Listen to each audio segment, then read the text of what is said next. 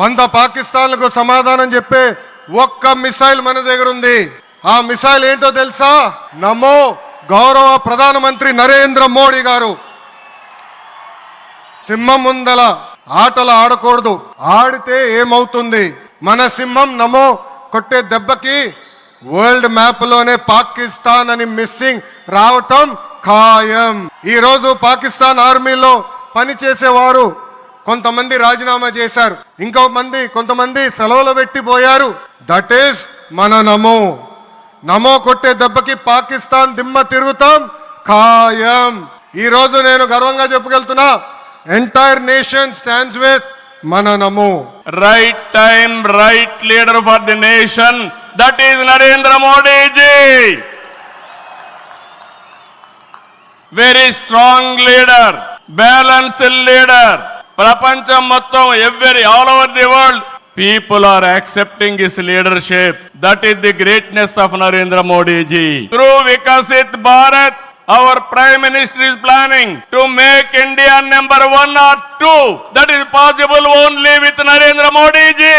He is keeping nation first, not individual interest, anybody personal interest, only national interest. You have taken one more revolutionary decision, that is caste census.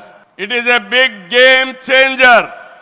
I am confident you wanted to help the poorest of the poor, and also you want to bridge the gap between haves and have-nots. It is all possible only with you, with your public policies. I am very happy by announcing this.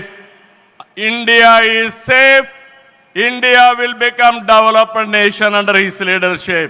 మేము అనుకున్నాం వర్షం వస్తుందని, కానీ మోడీ గారు వస్తున్నారంటే వర్షం కూడా రాకుండా దేవతలు మొత్తం ఆశీర్వదించారంటే అది ఈ యొక్క అమరావతి యొక్క ఒక నమ్మకం. గాని మోడీ గారు ఒక మాట అన్నారు, నా 25 సంవత్సరాల చరిత్రలో ఏ మీటింగ్ వచ్చినా వాతావరణం సానుకూలంగా వచ్చింది, ఏ మీటింగ్ క్యాన్సిల్ కాలేదు, ఈ మీటింగ్ కూడా సక్సెస్ అవుతుందనే వచ్చానని వారు చెప్పినప్పుడు నాకెంతో ఆనందం కలిగిందని చెప్పి కూడా, your name and also Amaravati will be remembered forever with this nation.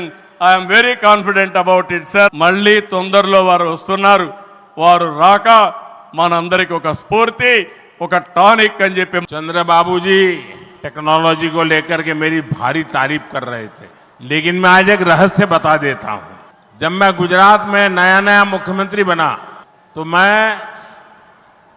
बाबू हैदराबाद में बैठ कर के किस किस प्रकार के इनिशिएटिव ले रहे हैं उसका बड़ा बारीकी से अध्ययन करता था, और मैं उसमें से बहुत कुछ सीखता था, और उसे आज मुझे लागू करने का अवसर मिला है.